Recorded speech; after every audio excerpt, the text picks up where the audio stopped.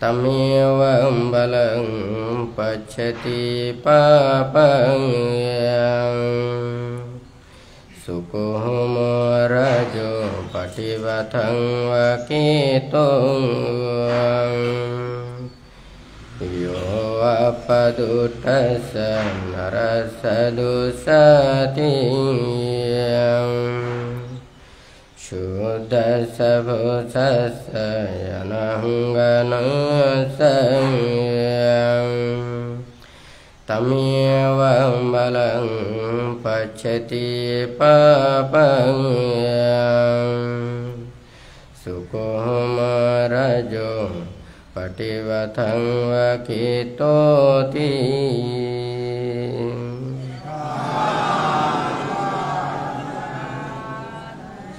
যে নির্দোষ নিরপরাধ নির্মল চরিত্র লোকের অনিষ্ট করে, বায়ুর প্রতিকূলে নিক্ষিপ্ত ধূলিকণার ন্যায় কৃত পাপকর্মের ফল সেই মূর্খের নিকট প্রত্যাবর্তন করে।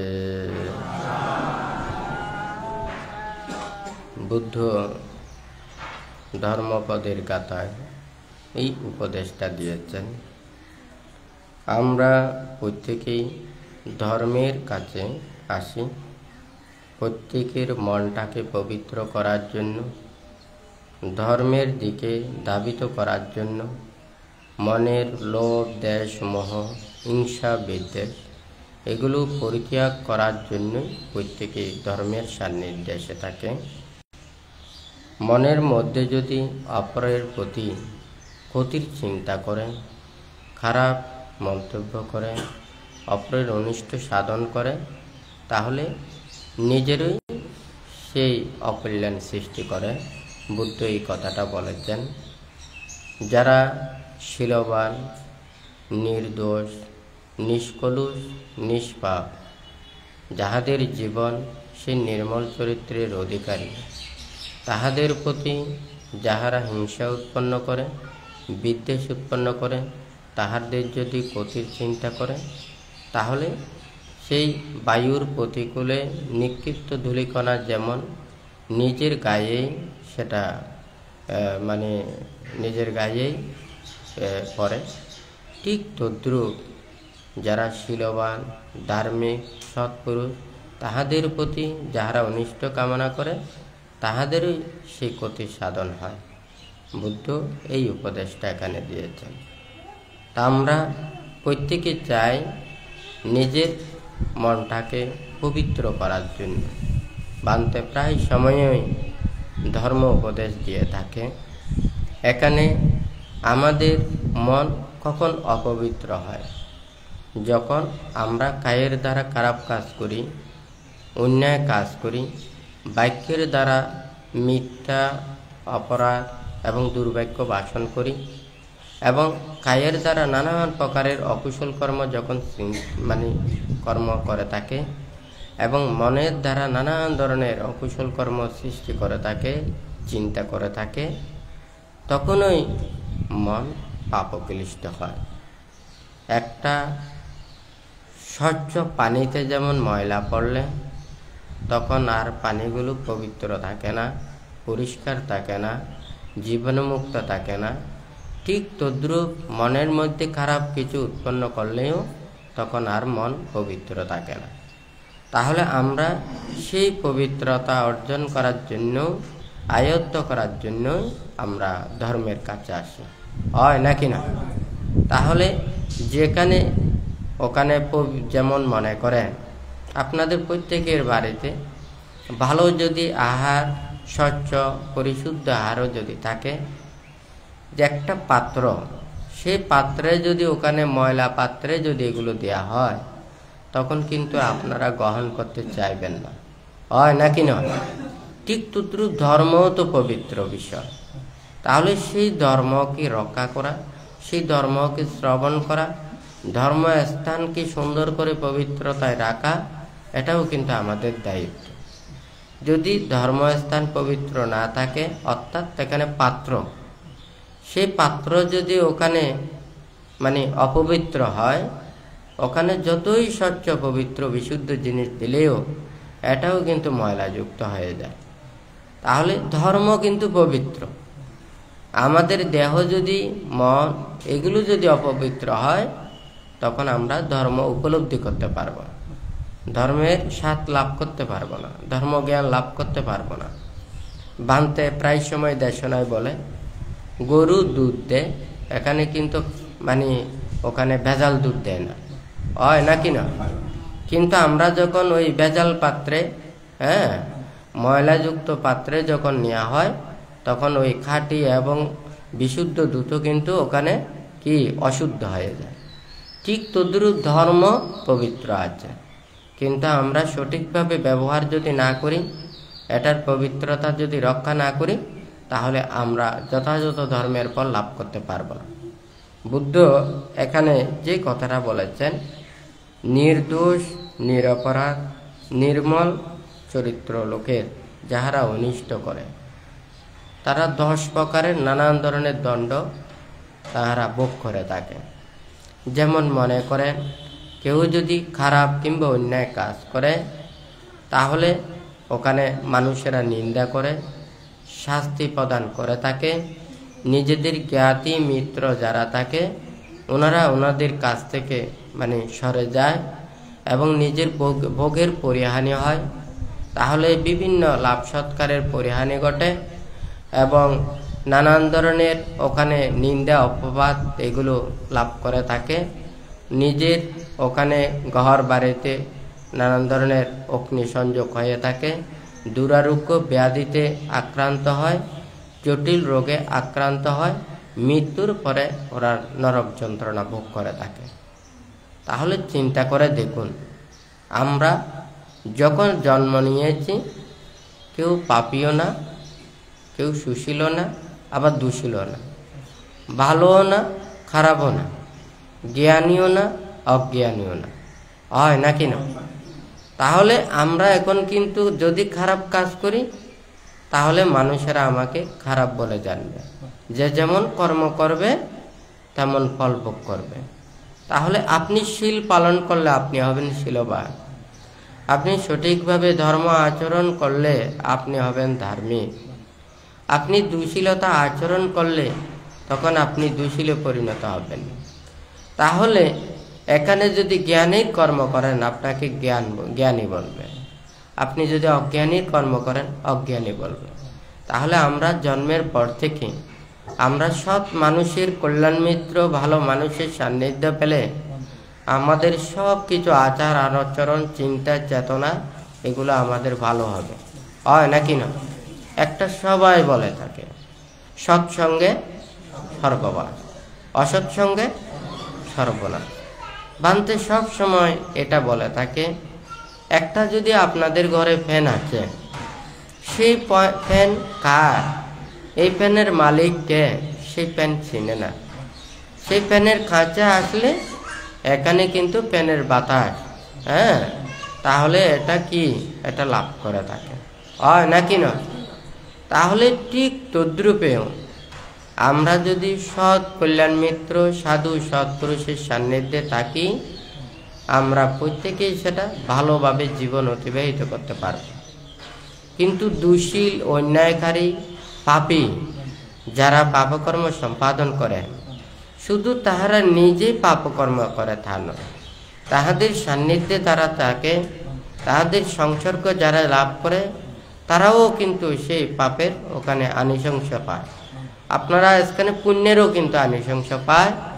যে কেউ যদি পুণ্য কাজ করে, তাহার সেই পুণ্য কাজের অনুমোদন করে, তখন কিন্তু তাহারা পুণ্য লাভ করে। আপনারা এখানে অনেক এসেছেন, তাহলে এখানে সবাই সঙ্গদান অষ্টপরিষ্কার দান করে না, কিন্তু এখানে যারা এখানে উপস্থিত হয়েছেন, আপনারা সাধুবাদের সেগুলো অনুমোদন করেছেন, আপনারাও সেই পুণ্যের অংশীদার হয়েছেন, হয় নাকি না? ওখানে পাপকর্মের ক্ষেত্রেও কেউ যদি পাপকর্ম সম্পাদন করে এবং তাহাকে যারা পাপকর্মে সে আশ্রয় প্রশ্রয় এগুলো করে থাকে, সহযোগিতা করে থাকে, তাহাদের সান্নিধ্য লাভ করে থাকে, তাহারাও কিন্তু এই পাপের অংশীদার হয়। সেই জন্যই ওখানে সবাই জানে সৎসঙ্গে স্বর্গবাস, অসৎসঙ্গে সর্বনাশ। ধর্মের আশ্রয়ে থাকলে ধর্ম আমাদেরকে রক্ষা করবে। বুদ্ধ বলেছেন যে ধাম্ম হাবে রাক্ষাতি ধাম্মাচারিং। আমরা যদি ধর্মকে বিশ্বাস করি, আচরণ করি, অনুশীলন করি, প্রতিপালন করি, ধর্ম আমাদেরকে রক্ষা করবে। আমরা ধর্মের কাছে কবিয়ত চাইতে পারবো না, ধর্মের কাছে আমি বিচার চাইতে পারবো না। একটা গাছে কখন ফল দেবে? যখন সময় হবে তখন ফল দেবে। আমি যদি এখন বলে যে এই গাছে ফল দেখা যাচ্ছে না, কেন ফল দিচ্ছে না, তাহলে এই গাছটাকে যদি কেটে ফেলা হয় তাহলে এই গাছটা ফল দিতে পারবে না। যথা নিয়মে সেটা ফল প্রদান করবে। আমি ধর্মের কাছে এসেছি, ধর্মের আশ্রয়ে আছি, ধর্মের নীতি পথে আমাদেরকে চলতে হবে।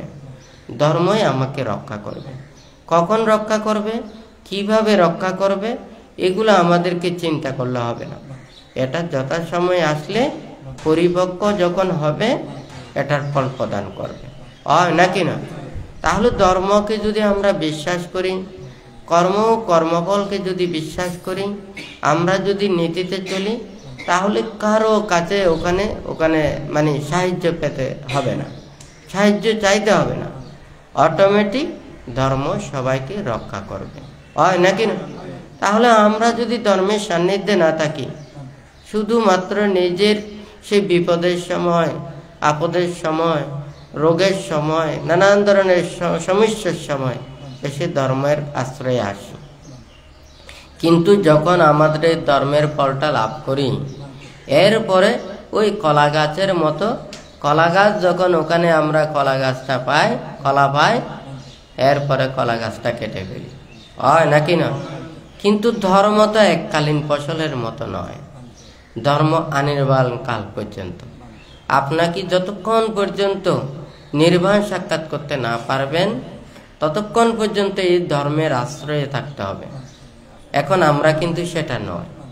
যখন আমাদের স্বার্থ ফুরিয়ে যায়, তখন ধর্মীয় মনে পড়ে না, ধর্ম নীতিতেও আমাদের বিশ্বাস জাগে না, নাকি না? কেহ বলে থাকে আমি কষ্ট পরিশ্রম করে সব কিছু অর্জন করেছি।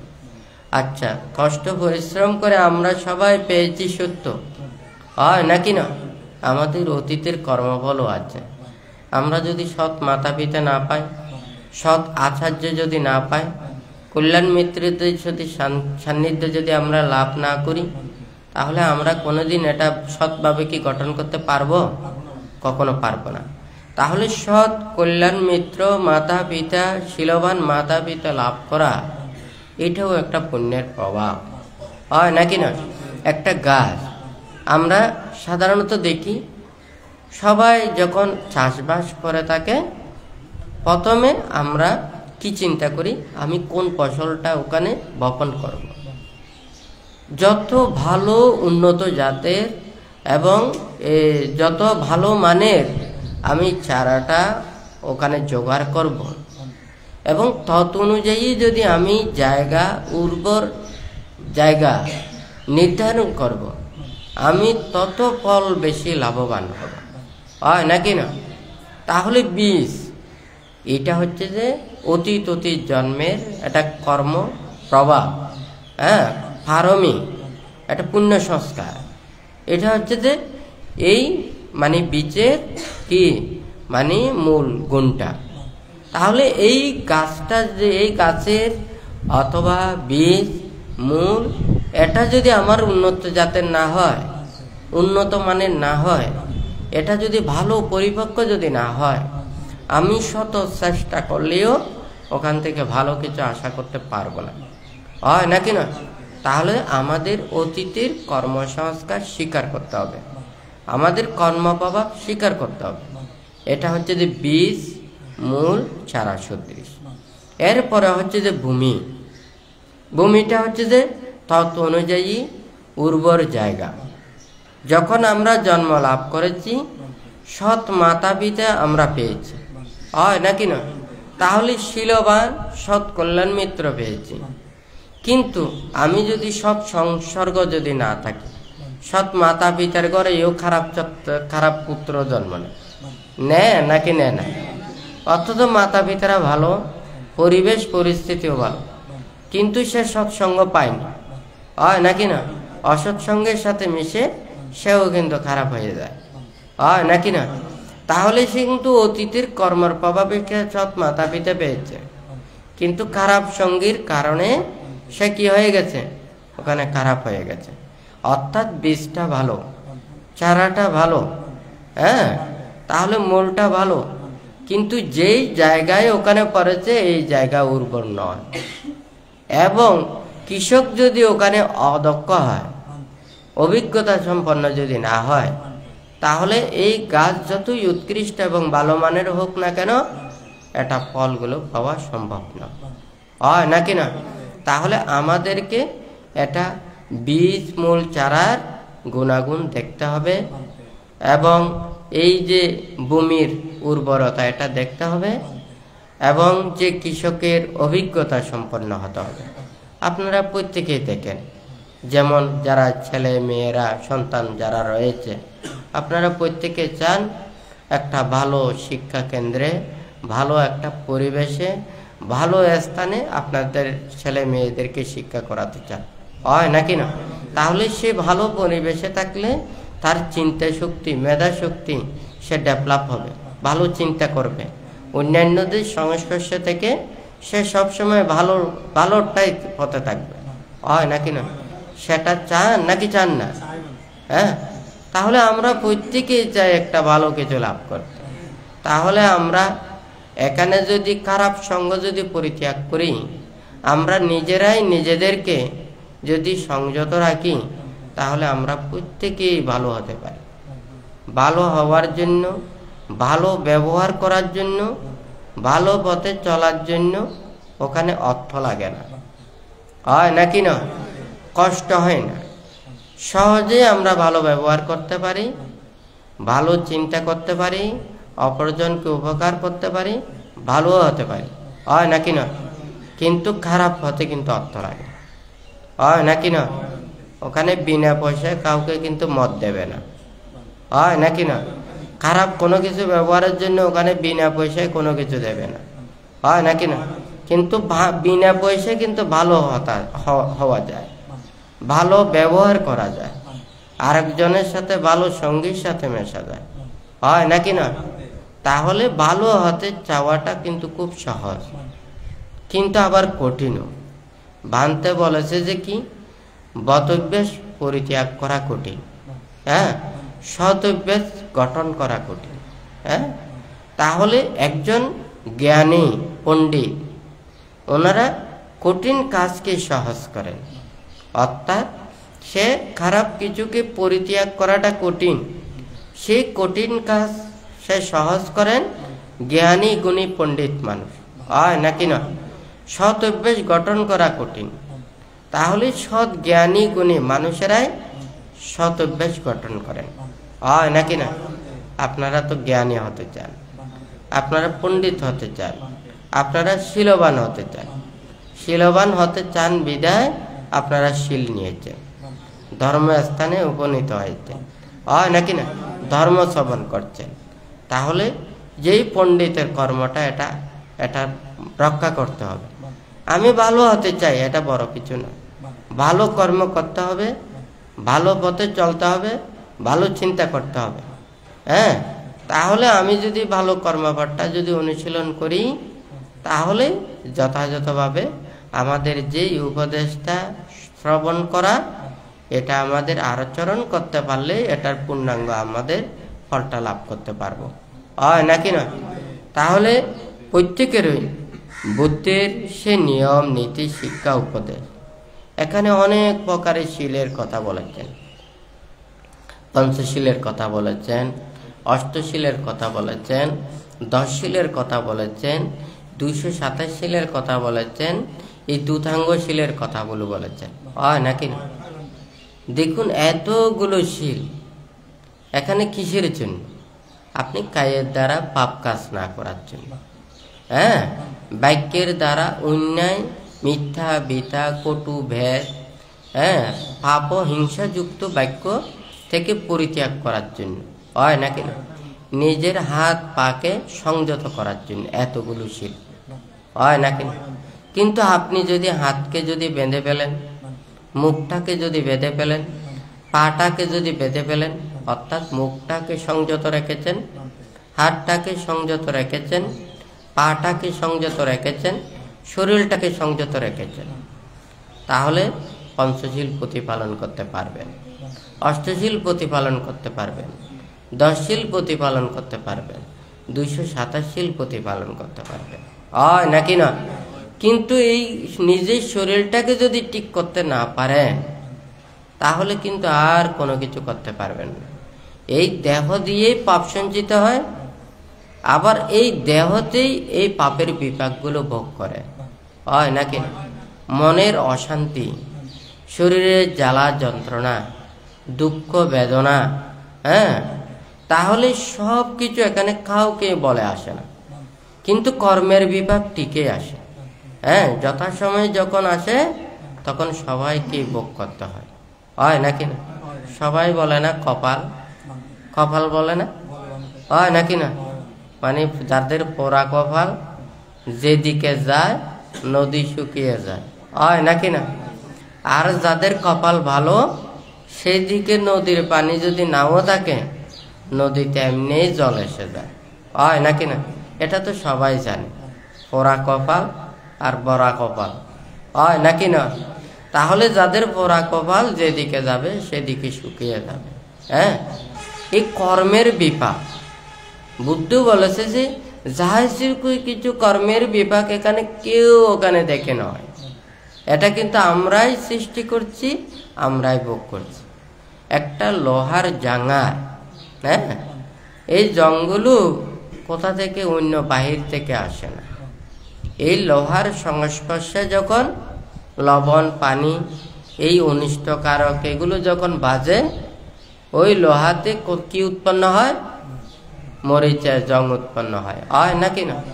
সেই জাঙ্গারগুলো কি হয়? আস্তে আস্তে সেই লোহাকে কেটে থাকে, খেতে খেতে কিন্তু এই লোহাকে নষ্ট করে দেয়, হয় নাকি না? ঠিক তদ্রূপ এই মানুষ কায়ের দ্বারা, বাক্যের দ্বারা কি করে? লোভ দেশ মোহজগৎ মোহবশত কি করে? পাপকর্ম সম্পাদন করে। সেই পাপকর্মের বিপাক স্বরূপ রোগ শোক ভয় উপদ্রব নানান ধরনের কায়িক মানসিক অশান্তিগুলো সৃষ্টি হয়। তাহলে এটা এই কায় দ্বারা সৃষ্ট, এবং এই কায়কে আবার বিদ্ধ করে, হয় নাকি না? আমরা কায়কে শুদ্ধ করব, বাক্যকে শুদ্ধ করব, এবং মনের দ্বারা যা কিছু পাপ অকুশল চেতনাগুলো আছে এগুলোকে ধ্বংস করব। তাহলে আমাকে কেউ দুঃখ দিতে পারবে না, আমাদেরকে কেউ কষ্ট দিতে পারবে না, ক্ষতি করতে পারবে না। বুদ্ধ তো বলেছেন নিজেকে জয় করাই শ্রেষ্ঠ। হাজার হাজার যুদ্ধে সৈনিককে জয় করার চাইতে নিজেকে জয় করাই শ্রেষ্ঠ। অর্থাৎ পুরো পৃথিবীও যদি সুখের ভাণ্ডার হয়, আপনি যদি রোগে আক্রান্ত হন, কায়ের দ্বারা ওখানে নানান ধরনের রোগে যন্ত্রণায় ভোগ করেন, মানসিক অশান্তি ভোগ করেন, মনে জ্বালা যন্ত্রণা ভোগ করেন, হয় নাকি না? পুরো পৃথিবী যদি সুখের ভাণ্ডারও হয়, সেই সুখ আপনাকে কিন্তু ওখানে স্পর্শ করতে পারবে না, হয় নাকি না? সুখ দিতে পারবে না। আর পুরো পৃথিবীও যদি দুঃখের ভাণ্ডার হয়, আর আপনি যদি নিজেকে যদি কলুষ মুক্ত রাখেন, শীল সমাধি প্রজ্ঞায় রাখেন, নিজেকে সংযত রাখেন, তাহলে পাপ আপনাকে স্পর্শ করতে পারবে না। ধর্মের বিচারটা কেমন? ভান্তে বলেছে যে কি, ওখানে একটা ছোট কাষ্ঠখণ্ড, সেই ছোট কাষ্ঠখণ্ড যদি তৈল দ্বারা সিক্ত হয়, তাহলে সমুদ্র প্রমাণ পানিও সে কাষ্ঠের ভিতরে এক ফোঁটা পানি প্রবেশ করাতে পারবে না, হয় নাকি না? আর যদি মনে করেন এটা কি ভান্তে, এই কথাটা বলার অর্থ হচ্ছে আপনি যদি অন্যায় না করেন, অপরাধ না করেন, আপনি যদি শুদ্ধ পথে চলেন, সারা পৃথিবীর মানুষও যদি আপনাকে খারাপ বলে, আপনাকে পাপী বলে, আপনাকে দোষী বলে, আপনাকে অন্যায়কারী বলে, আপনাকে আঘাত দিতে পারবে, আপনাকে অপবাদ দিতে পারবে, আপনার নানান প্রকারের ক্ষতি করতে পারবে, কিন্তু আপনার মনটাকে কিন্তু কলুষযুক্ত করতে পারবে না, হয় নাকি না? আপনি নিজেই সেটাকে পবিত্র রাখতে পারবেন। সেই জন্য ভান্তে বলেছে যে কি, একটা সমুদ্র প্রমাণ পানি, হয় নাকি না? তাহলে সেই তৈলসিক্ত কাষ্ঠের ভিতরে এক ফোঁটা পানি প্রবেশ করতে পারবে না, হয় নাকি না? আপনার মন, বুদ্ধ তো বলেছেন চেতনাহং বিক্ষোভে কাম্যং বাদামি। বুদ্ধ বলেছেন যে আমি চেতনাকেই কর্ম বলি, হয় নাকি না? তাহলে আপনার মনের মধ্যে যদি পাপ না থাকে, অন্যায় না থাকে, অপরাধ না থাকে, তাহলে কেউ সবাই যদি আপনাকে অপরাধী বলে থাকে, আপনি অপরাধী না, আপনি পাপ মুক্ত, হয় নাকি না? কারণ ওখানে তো যদি মনে করেন আপনি নিরপরাধ, ওখানে শতজন সাক্ষী দেবে, সেটা অপরাধীর সাক্ষী, সবাই ওখানে পাপী, দোষী, অন্যায়কারী, অপরাধকারী। পাপী তো পাপীদেরকে দেখবে, হয় নাকি না? তাহলে পাপের ভোটার তো বেশি থাকবে, হয় নাকি না? আপনি নিরপরাধ, আপনি নিষ্কলুষ, আপনার কেউ সাক্ষীও থাকবে না। হ্যাঁ, আপনাকে আঘাত দিতে পারবে, আপনাকে শাস্তি দিতে পারবে, হ্যাঁ, আপনার ক্ষতি করতে পারবে, আপনার নিন্দে করতে পারবে, কিন্তু মনটাকে কলুষযুক্ত করতে পারবে না, হয় নাকি না? তাহলে বুদ্ধ সেই শিক্ষাটাই দেয়, হয় নাকি না? আমরা পুরো পৃথিবীর ময়লাটাকে দূরীভূত করতে পারবো না। হ্যাঁ, আমাদের গায়ের যদি পোশাক থাকে, আমরা যদি ছাতা ব্যবহার করি, নিজেদেরকে যদি রক্ষা করি, তাহলে এই পৃথিবীর সমস্ত ধুলাবালিও আমাকে কি আক্রান্ত করতে পারবে না। সেই জন্য আমাদেরকে কি করতে হবে? আমাদেরকে পোশাক, ওটাকে কি পোশাক আচ্ছাদিত করতে হবে, নাকি না? তো বুদ্ধ এখানে দিয়েছেন শীল। হ্যাঁ, আপনি শীলবান হলে, আপনি ধার্মিক হলে, এই পৃথিবীতে আপনার হাজার হাজার মানুষ আছে। হ্যাঁ, আপনি দুশীল, অন্যায়, পাপ, অপরাধ কর্ম করবেন, আপনার নিজের প্রিয় জ্ঞাতি বর্গরাও কিন্তু স্বীকার করবেন। হ্যাঁ, এটা আমার ভাই, এটা আমার জ্ঞাতি, এটা আমার আত্মীয়, হয় নাকি না? কথাটা সত্য না মিথ্যা?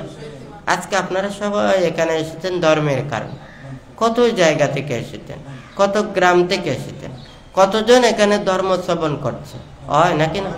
তাহলে ধর্মের কাছে সবাই কি ধর্মপ্রাণ মানুষেরা এক হয়ে যায়, হয় নাকি না?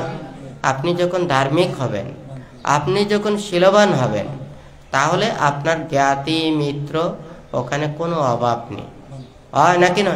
যেখানে ধর্ম থাকবে, যেখানে শীলবান থাকবে, যেখানে ধর্মপ্রাণ থাকবে, সেখানে আপনি নিজের জ্ঞাতি মিত্রের মতো আপনি জীবন অতিবাহিত করবেন, হয় নাকি না? তাহলে ধর্মটা কত বড়। কিন্তু যারা ধর্মের আশ্রয়ে থাকে না, আমার টাকা আছে, পয়সা আছে, ধন আছে, দৌলত আছে, হয় নাকি না?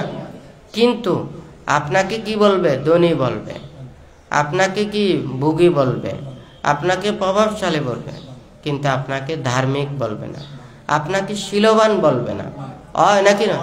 কোনো জায়গায় যদি কেউ যদি মৃত্যুবরণ করে থাকে, তখন বলে থাকে কি, হ্যাঁ, এই মানুষটা শীলবান, এই মানুষটা ধার্মিক, এটা হচ্ছে যে ধর্মপ্রাণ, হয় নাকি না?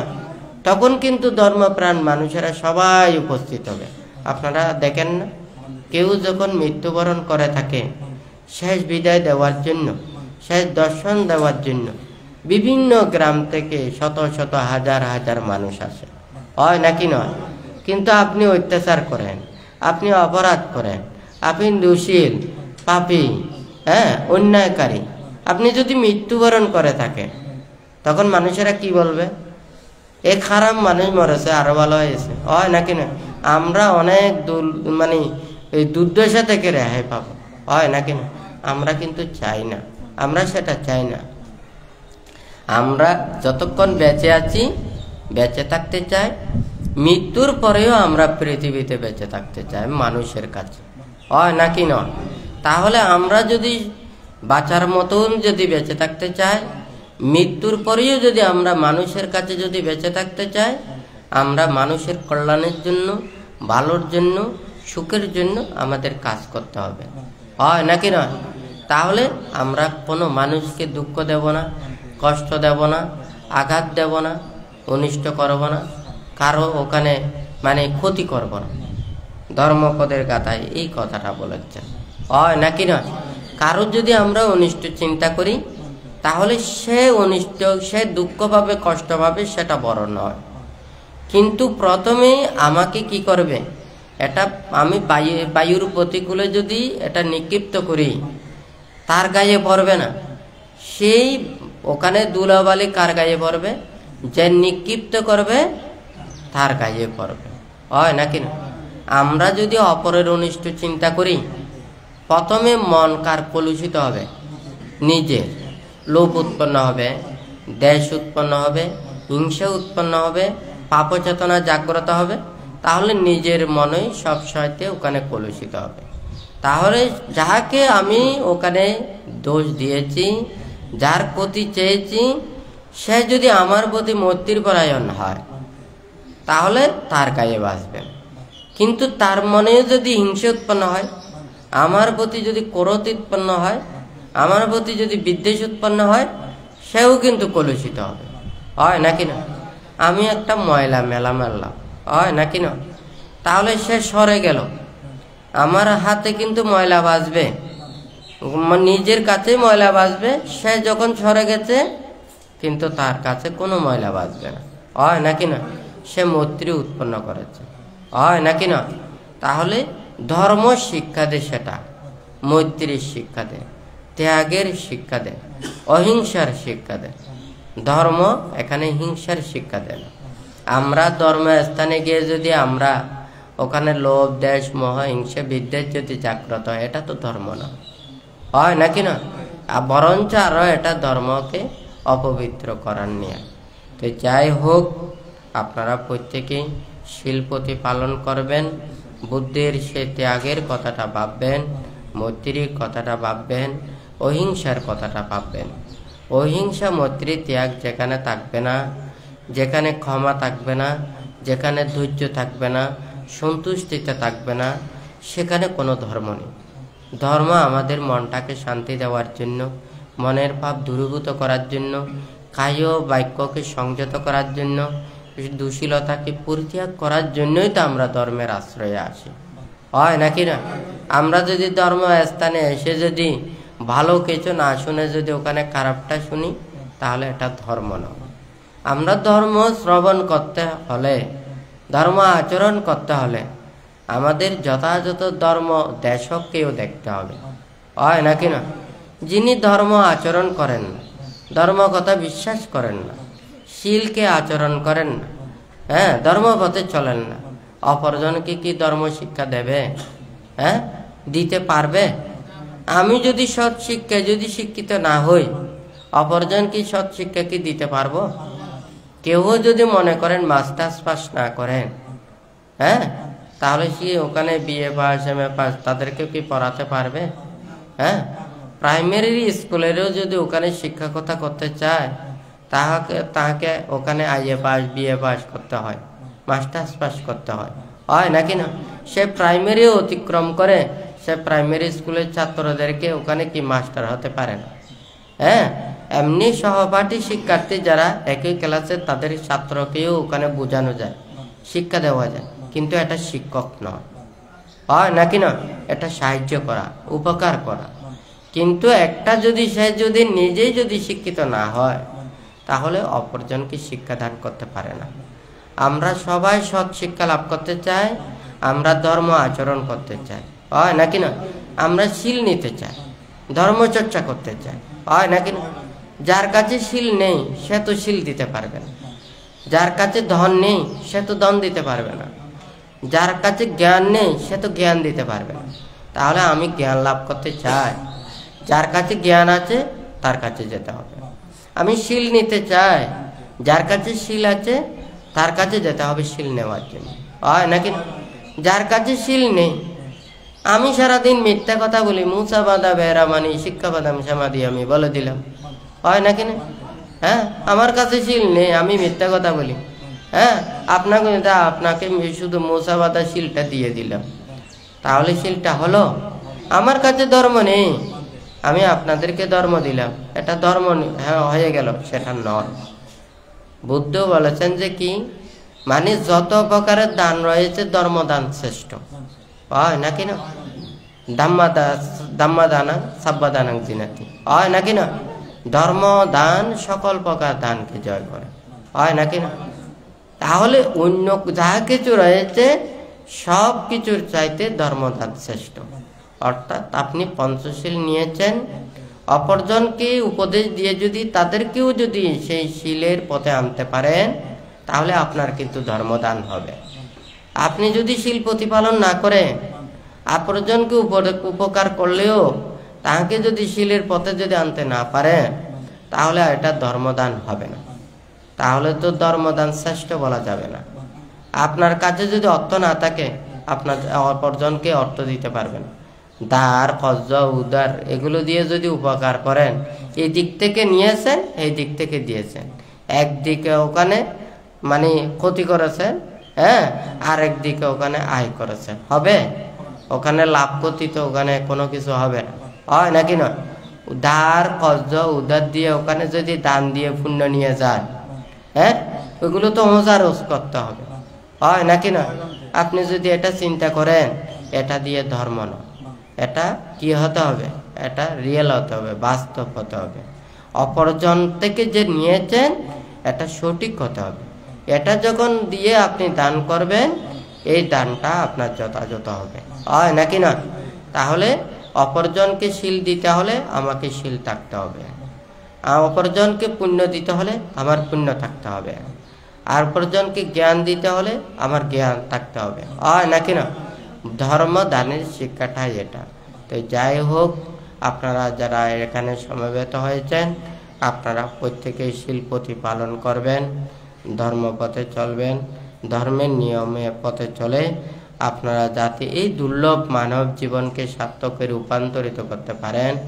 যতদিন পর্যন্ত নির্বাণ সাক্ষাৎ করতে না পারেন, কল্যাণ মিত্রদের সান্নিধ্য থেকে সে মানে সম্যক দৃষ্টি ধর্ম আচরণ করে আপনারা যারা প্রত্যেকেই যাতে অচিরে নির্বাণ সাক্ষাৎ করতে পারেন, এই রূপে মনের মধ্যে চিন্তা চেতনা রেখে বুদ্ধ ধর্ম সংঘের কাছে আশীর্বাদ প্রার্থনা করে 3 বার সাধুবাদ প্রদান করুন।